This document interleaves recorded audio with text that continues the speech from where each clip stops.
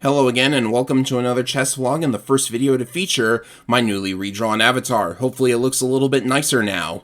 So, today's games are going to be interesting because I am not playing on chess.com, as you can probably tell. I'm actually playing on the NES game, the Chessmaster, one of two chess simulators for the NES, and the better of the two if you ask me. The other one is Battle Chess, which is a port of a PC game, and unfortunately for the NES version, they tried to cram all of those long, drawn-out battle animations in there, and it wound up being a really slow game to play, so I've always preferred the Chessmaster. I had it as a kid, and it's got all of the features you would expect out of a chess simulator. And the AI, though not as strong as, say, Deep Blue, which came about 10 years after this game, is still pretty strong, at least if you put it above the initial difficulty level, which basically blunders mate in like 3 moves. So yes, I'm playing on a strong difficulty level. Difficulty level is actually handled by the time controls, the amount of time that the computer has to think.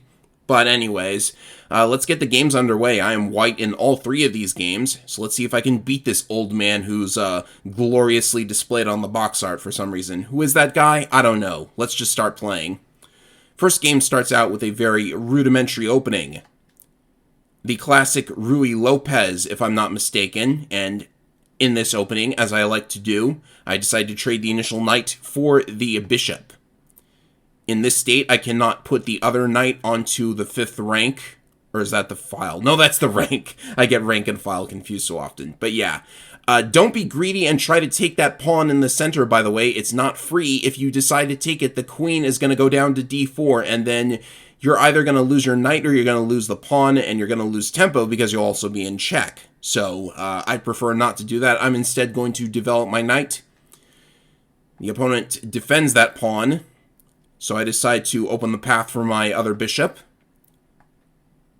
And after castling, the other bishop comes out to make a move inside of my territory, it seems. So I'm going to defend with my own bishop. And the computer decides to trade these bishops. This is actually a mistake because it causes the F file to be open for the rook that is now perched on it. That's going to be important later. So we have a few more developmental moves.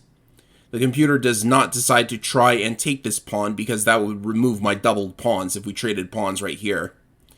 And the bishop is attacking my rook, so I better get out of the way. This actually helps me because I can get it onto a different rank from the other rook.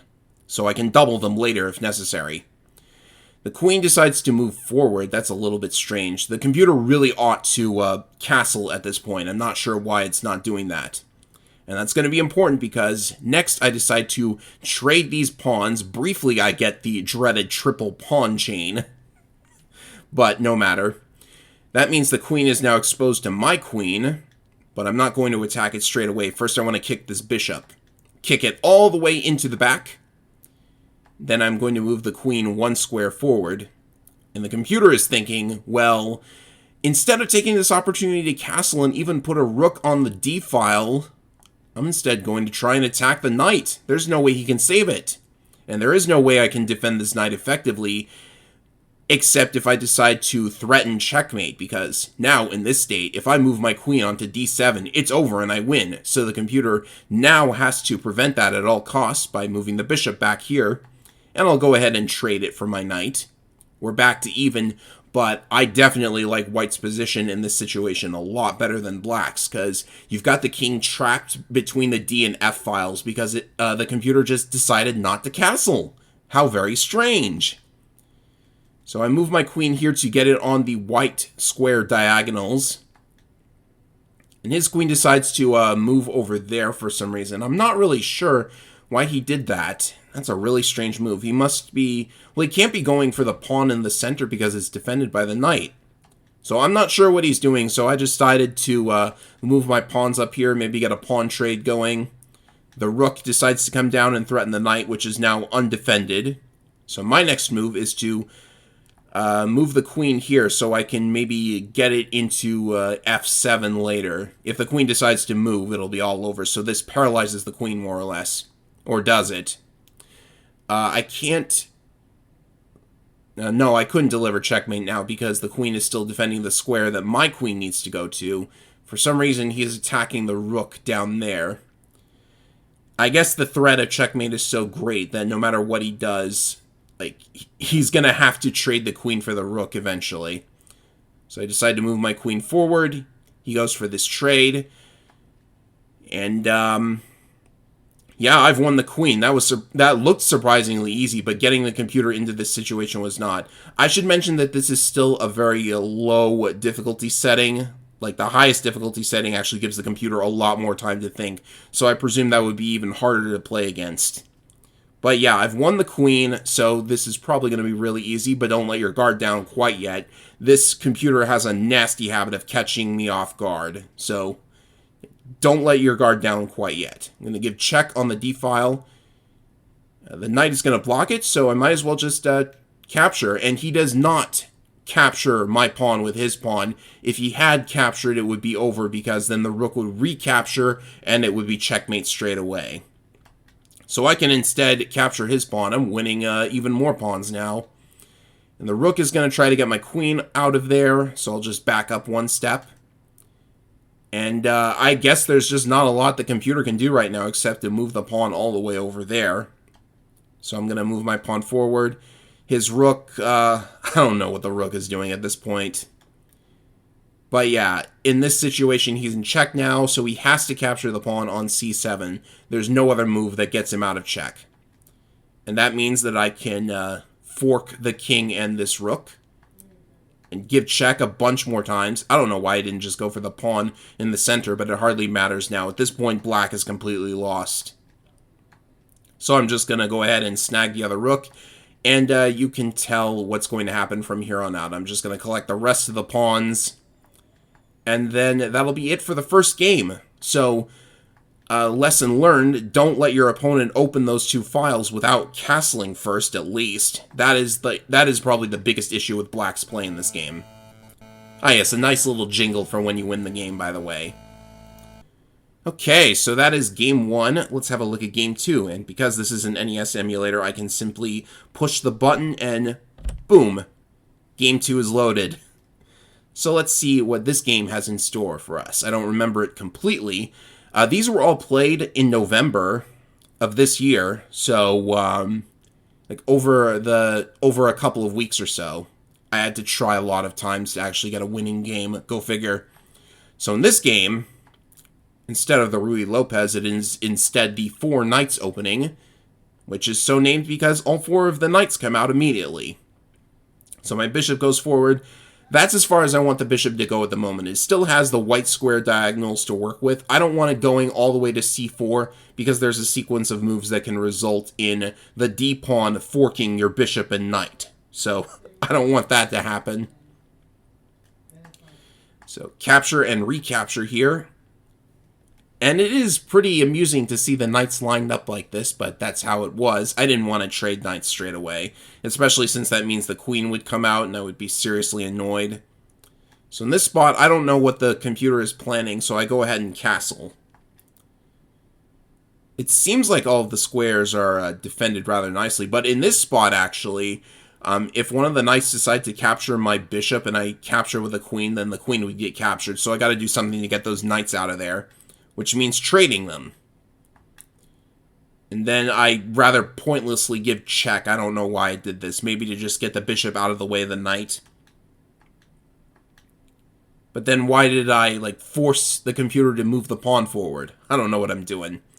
So bishop develops, and I decide to trade that straight away. I might as well. And I use the pawn to make a discovered attack on the knight, so it has to get out of there, I suppose. Oh no, it's defended by the queen, so it's fine. Castling here is fine. Go ahead and trade that off too. Basically what I'm doing in this game, it appears that I am making all of these trades, hoping to be in a better spot once all the trading is done. So the center of the board is going to be nice and wide open. Trade those pawns, though the problem there is that they're now isolated. That isn't too great, but no matter. Move the rook onto the open file. And the bishop goes there for some reason. Must be attacking my bishop. So I trade the bishops here, which might not be the best plan. I am going to win a pawn if I decide to snag it with my rook, but now the f-file is open. And that is actually a problem right here and now because queen comes down here to capture that pawn and give check. Now things are rather difficult for me. So I have to move the king there. That's the only move that gets me out of this. And this is troublesome because I can't really get the queen away from there without, like, blundering a checkmate. If I move the rook onto f1, for example, queen captures, I recapture, and then that rook recaptures, and it's checkmate. So this is really a sticky spot, I would say. His rook is going to move on to the e-file to defend that pawn. Probably should have just taken it straight away. But then maybe I would have blundered mate if I'd done that, so... I can take that pawn for free, though, so that's nice. Rook comes over here to attack the queen. So I move back to attack that pawn again. Maybe the rook will move back to where it was. No, it's actually going to just snag this pawn instead. So I could simply capture the pawn to give check at the same time, which is what I did. And so far, the game is exactly even. We have the same number of pieces on each side. However, which side do you like better? I think I like white's spot a little bit better, but then maybe that was because I actually won this game. So what happened next? Okay, this move is a little bit weird. So I don't really know what I was doing here, moving the rook to g1. There's really no purpose to that. It doesn't really change anything. Maybe I just want to see what the opponent does with his next move, which is to move the queen over there. Not the best decision, because you kind of need your queen defending the other rook. Because I can move it here. I'm threatening a checkmate now, so the rook has to get out of there. All the way over to c8, which is on the same file as the queen, so that's fine. And I can take that pawn for free. Might as well take the free pawn while I've got the chance, and I'm attacking the other pawn as well. But the queen will take my pawn and defend that pawn at the same time, so... Can't take it quite yet. I decide to move my rook over here and attack the queen, because it's now isolated. It's not defended or supported by any other unit at the moment. Did I say unit? Piece. Piece is the word. So the queen gets out of there. Now I'm going to move to attack the rook. So the rook just decides to take the free pawn. Unfortunately for black, that's where my plan comes into play. I'm not actually sure if I had a plan at this point. But I am rerouting the queen all the way over here to attack the rook again. Well, not really attacking the rook. It's already defended by the queen. But the queen can now not get out of the way without exposing the rook. So the rook actually moves out of the way. I'm not sure what... I guess he wanted to save that pawn from getting captured. Well, okay then. Next, I move my rook onto the f-file, and this is getting really dangerous because now I can, this is another checkmate threat, and the queen cannot capture that rook, by the way, because the other rook is defending it. So the queen moves one step forward in order to stop me from checkmating on the f-file. Unfortunately, that means I can take this pawn for free. It looks like I'm blundering the rook, but remember, if the queen moves away from that square, I can give checkmate on the f-file. So the queen has to go up here. And now, knowing that the queen has to stay right where it is in order to defend the instant checkmate, this is one of my most favorite moves of the entire game. Yeah, I'm exposing my queen. Because I know that if he takes the queen, I'll win instantly on the next move. So what does he do instead? He just moves the rook there for some reason. That doesn't really help much. And I can just take the queen because, again, if he decides to capture the queen, I just instantly win with rook to f8. Like, this is so beautiful. I've never won a queen that way. So he has to move that pawn in order to give the king somewhere to move. And I can give check here. I'm not going to be able to capture that rook without losing the queen. I still don't want to lose the queen because this is such a huge advantage. I don't even want to give up one rook, one queen for one rook.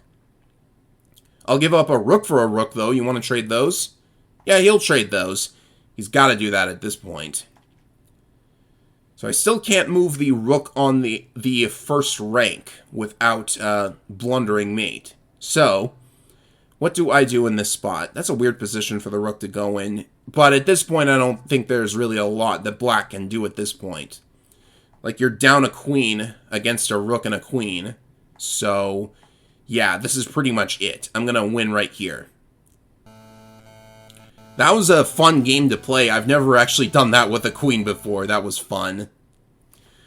Alright, so now for the third and final game of this vlog.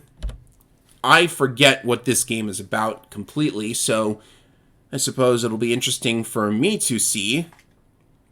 But this is the most recent game, so in theory I should remember it. Alright, so black opened with pawn to e6 instead of e5. That's not really a great opening move for black in my opinion, because you lose control of the center. So I'm not going to take the black pawn here straight away, because that would expose the king. Like, even though that would expose his king as well, I still don't like exposing my king. I think of my king before the enemy king, even though that's not what happened in the last game. Moving on, I'm defending that pawn in case it gets captured. Bishop comes out, and I decide to ignore the fact that my knight is under attack for now, and black decides to trade it. And I'm okay with this because I end up with a doubled pawn, and the bishop is now allowed to move to b2 or a3 if it so desires, which is going to be nice in just a moment.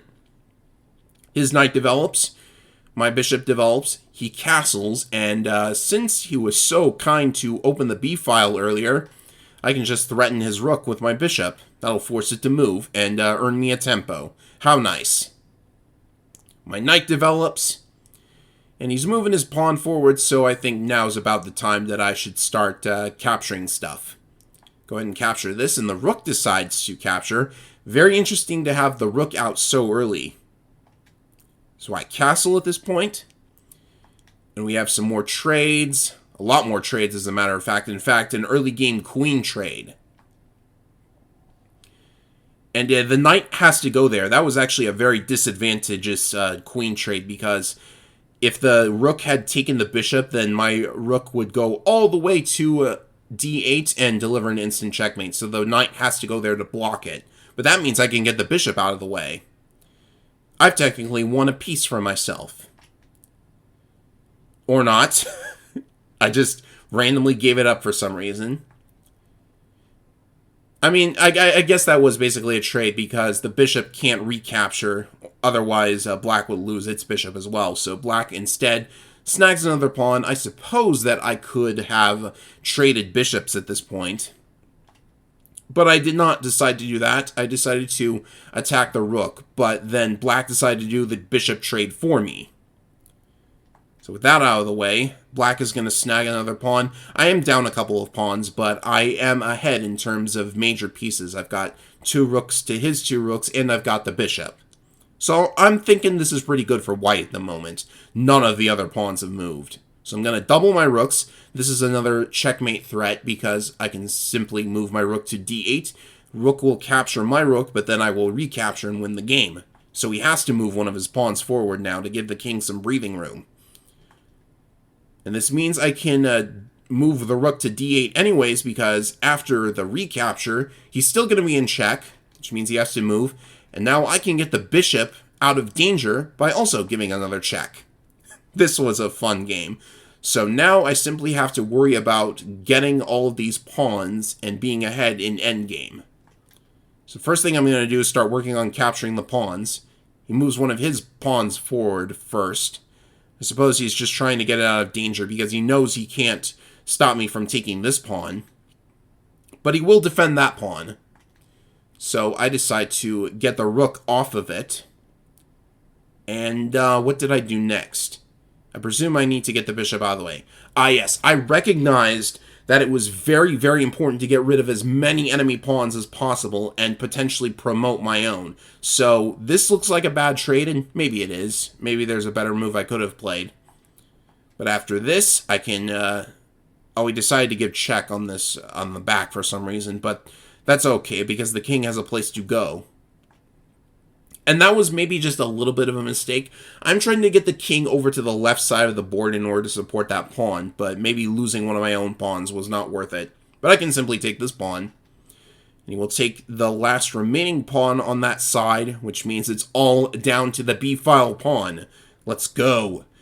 Delivering check here was not really a good play, because that allows the king time to get just a little bit closer. But if he's away from those pawns, then it might be possible to capture them later. So I decide to push my pawn. He's pushing his pawn. I need to get the rook out of the way so the pawn can move forward. And that's a rather strange move to make at that point. I would have just moved the rook over the b-file straight away, which is what black does at this time. So now there's a problem. If I move that pawn forward, I'm going to lose it. And if I move the rook forward, there's not going to be anything defending the pawn. So what do I do now? Time for the king to get in on the action. Yes. I was hoping that I could maybe kick the rook off of that file, but it's not going to happen. There's too much space for it. And all the while, the enemy pawns are advancing, so this is not going to work out. I am probably going to have to just abandon that pawn in order to capture the ones on the right. But then the king decides to try and kick my rook, which is not going to be good for it. So I can simply move my rook over here now that the pawns are out of the way. And if he doesn't make the right move, well, he can't actually stop my pawn with this king because he would be moving into check. And the king's got the other side of that king covered. So after this pawn moves in order to escape my rook... Why didn't the king just move to e5? I don't really know. I guess the computer must be on the fritz. But yes, I can capture this rook now. And it looks like the king is going to capture the rook, but if it does, then my pawn is going to be able to outrun it and promote to a queen. So he doesn't want that. He's actually going to block my pawn. So that's fine. I can simply work on taking the rest of the enemy pawns. And I can use this. I'm forking the two pawns here. And sadly, the pawn on the h-file does not have enough time to get to the back rank and promote to a queen without getting captured. And although the king is going to capture my last pawn, it's king and rook against king. This is a winning endgame if you have a king and a rook against just the king. So it's very simple. The rest of this is very easy to figure out. You just have to use the rook as a net of sorts. The king can never leave the box that your rook creates, as long as the king is defending the rook, of course. And after being very careful to avoid a stalemate, that is the end of game number 3 and the end of this chess vlog video. I just love that little jingle it plays when you win. So that's going to be it for this chess vlog on the NES game, the Chessmaster, and I hope this was a little bit interesting to watch. I didn't really do as much analysis as a Chess.com video because I don't have all those tools that Chess.com has.